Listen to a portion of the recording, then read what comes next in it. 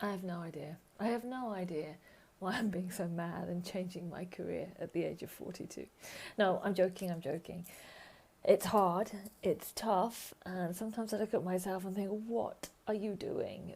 But I decided to do something different, or at least explore what it would be like to change my career a few years ago, and it actually coincided with 2020 with COVID and lockdown and all that malarkey. I was made redundant, so this made it easier to make the choice. But I'd been thinking about what else could I do. I was bored in my job. I didn't know what the next step could be. I just didn't have the vision for how I wanted to progress my career. It wasn't that I worked in an environment that was bad or did stuff for my work that was bad that I didn't enjoy.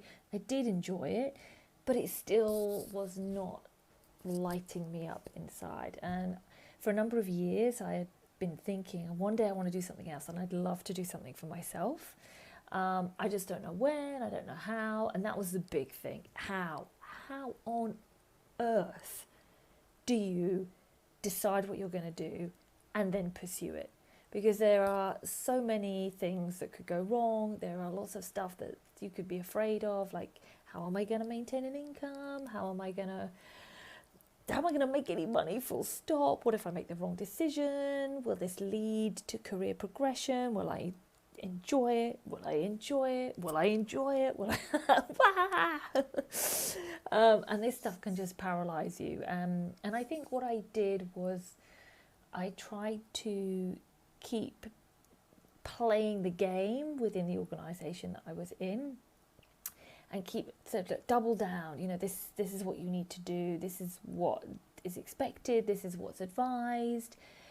Again, nothing bad. It's just okay. Yeah, just do that. Do that. That's what you need to do, because then you'll get somewhere.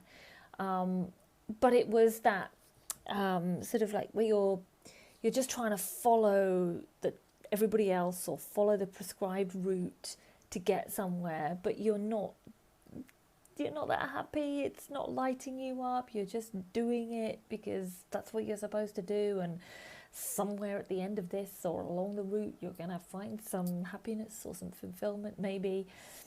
And I think it was realizing that I didn't know how I was going to do anything, because I had this idea of like starting a magazine. I shelved that. Have not done that at all.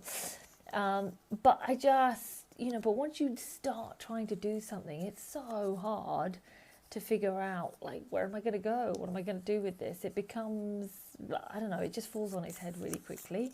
And so it wasn't until I went through a program myself to help me figure out what to do that then it was like someone turned the light on, and it was like, oh, it was dark. Oh, it was really foggy and blurry, and I couldn't see where I was going. But it wasn't until the light was turned on that I realised that. And that was the turning point. And I just remember thinking, at that point, obviously I was not 42. It was just about 3.5 years ago. So I was, I think, like, whatever it was, 38. And just thinking, if I don't do it now, when am I going to do it? And picturing myself sitting in a chair when I'm about 90, and just to say the women in my family go on for a long, long time. So there's a pretty good chance that I'm going to be up and about or sitting down in a chair or whatever when I'm at least 90. Thinking, when I look back, am I going to think, I wish I'd done that. I wish I'd given it a shot. I wish I'd tried it. And that was it. And so when I was then made redundant, that gave me the vehicle to be able to take some time out. And then go through a process to figure out what I wanted to do next. Where I've ended up with that is here, helping other people make that transition, explore, discover, find what they could possibly do, and stuff that lights them up, stuff that is designed for them, aligned with them, and help them build the way that they want to have that in their life, and maybe make changes to their rest, other areas of their life as well. It's not just about career. And so because that was born out of coaching, I kept having this little voice going, coaching, and I was like, no, I like telling people what to do. I don't want to do coaching. And in the end, it was like, okay, that voice is still there. I'm going to follow it. I'm going to let my curiosity take the lead and see where I go. And then that's how I have come here and set up my own business doing coaching. But I still got other things that I want to explore as well. So now I have this whole way of exploring new things without so much fear and anxiety, and that whole sense of, is this worth it? Should I even bother investing time and energy and maybe money into this? Because I don't know where it will lead, and other people will say that it's not worth it or it's too difficult. So I've got a post-it note in my hand that I'm just holding, and I'm just going to put that down. Sorry. So now I'm realising there's so much more of my artistic, creative side is slowly coming up and out. I guess it's because it's had space to do that. So I do watercolour painting, slowly. I need to do lots more practice to get better at it. But exploring that, and some drawing, and don't tell anybody, but I also have an idea for a novel, and I'm booked on a workshop with authors Isabel Broom and Kathy Bramley.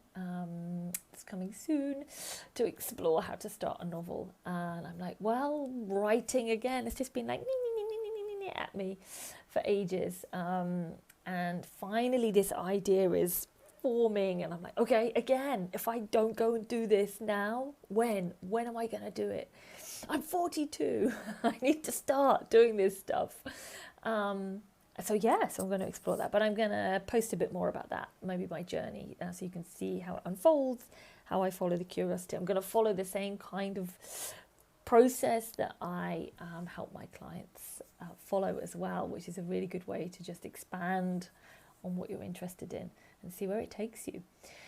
So that's kind of why it was really, in summary, it's just before I get too old, and having this sense of a career not being necessarily a linear process either. So I'm allowed to take these turns and chop and change and discover and explore where I want to go.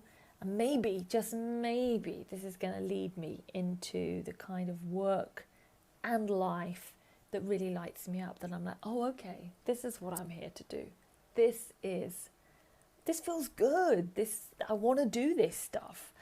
So that's what I'm looking for.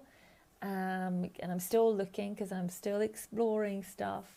I think once you start knowing how to explore, then you kind of never stop, because you've got a way to follow your curiosity and bring more of the stuff that interests you into your life, whether that's a career or just, hobbies, you just want it as part of your life. I think that's really important as well, to have that stuff. And I guess just to finish off, being 42, I was like, how long did I spend in education? Years and years and years. So I can dedicate a bit of time to doing something new. And if I start doing this stuff now, then I'm exploring it over, let's call it a 10-year period. I may as well spend 10 years exploring it and seeing where it takes me, rather than 10 years just thinking about it, dreaming about it, and feeling stuck in a certain place. I just decided, okay, let's take action. I was really good at doing the thinking and the dreaming, and then I'm just going to be found by somebody, and they're going to one day just invite me in and pay me loads of money. That never happens. And now it's, okay, well, now let's take some action. If you take some action, then it's more likely to beget more action, and then opportunities, possibilities, maybe they'll open up. Maybe they won't, but maybe they will. There's a much higher chance that they will than they won't if I take action. So that's why I've done it at 42, because life is too bloody short. And when you get to this age, you're like, I might only have, I might have done 50% of it.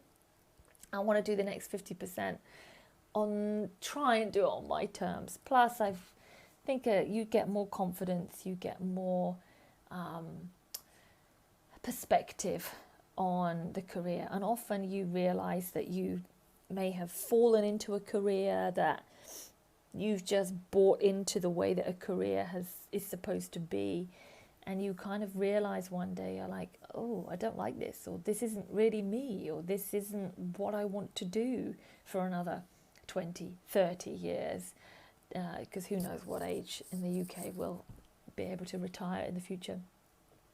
And now I want to take control of it, and I want to try and do some stuff that makes me happy, and that fulfills me, because I do think if I'm fulfilled and happy, that has to ripple out to other people. And if some of that happiness that engenders kindness and encouragement, and I can just ripple that out to my friends or to people I know, then they have some, and then that can go out, and that can change maybe people's lives, because they make a decision, because they've got some encouragement to do something that maybe they never would have done. They would have just buried, pushed aside, just doodled about when they're on another Zoom call, in another meeting, talking about the same old stuff, but just on a different day. So that is how I came to change my career at 42. Well, kind of, I'm still working on it, so we'll call it 42. And I reckon I'm still going to be at it when I'm 52, and possibly when I'm 62 or even 72. And I feel good about that now. And it's exciting and opening up my world, rather than making me feel afraid and scared and reducing me and keeping me small. I hope this helps, and speak to you soon. Ciao for now.